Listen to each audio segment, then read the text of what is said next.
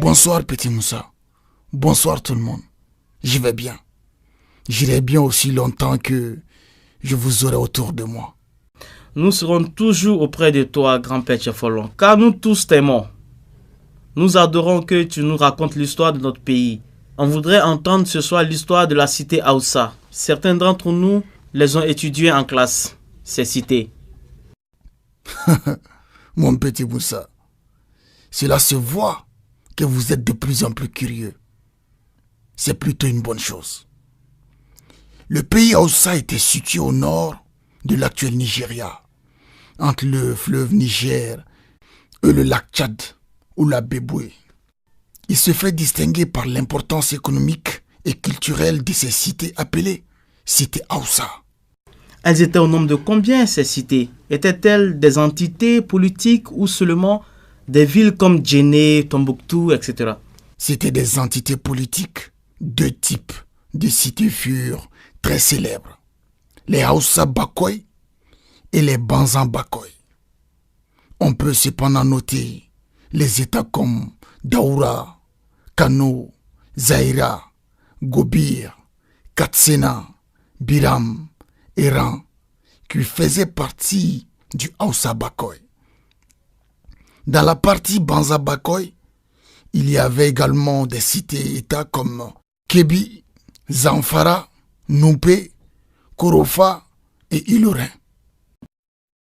Est-ce qu'elles étaient gouvernées par le même roi, toutes ces cités?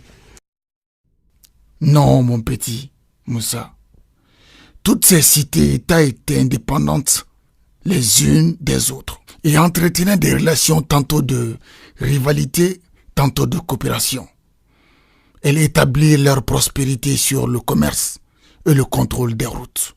Elles étaient donc gouvernées par quel régime politique, grand-père Tchefolo? La démocratie ou la monarchie?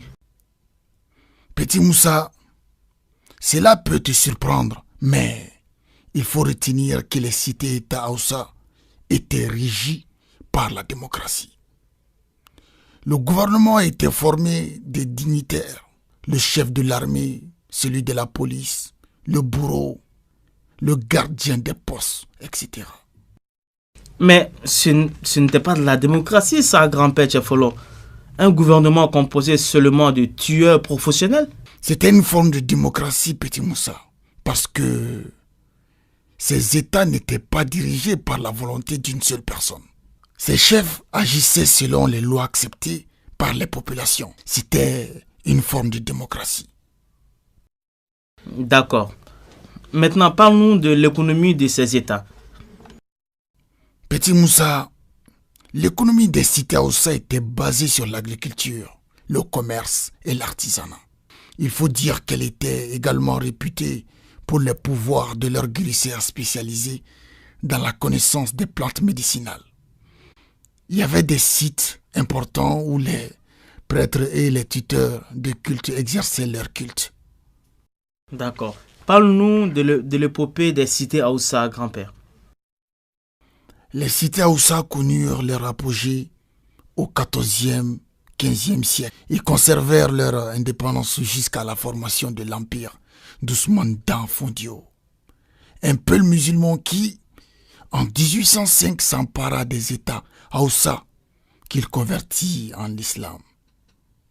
L'empire d'Ousmane Dan Fodio se heurta cependant à la résistance du Bornou. Son économie reposait sur un commerce dynamique. L'empire d'Ousmane Dan Fodio vécut jusqu'au XIXe siècle. Il faut enfin retenir que la langue Aoussa est l'une des langues les plus parlées en Afrique occidentale. Elle s'écrit avec l'alphabet arabe. Maintenant, il se fait tard.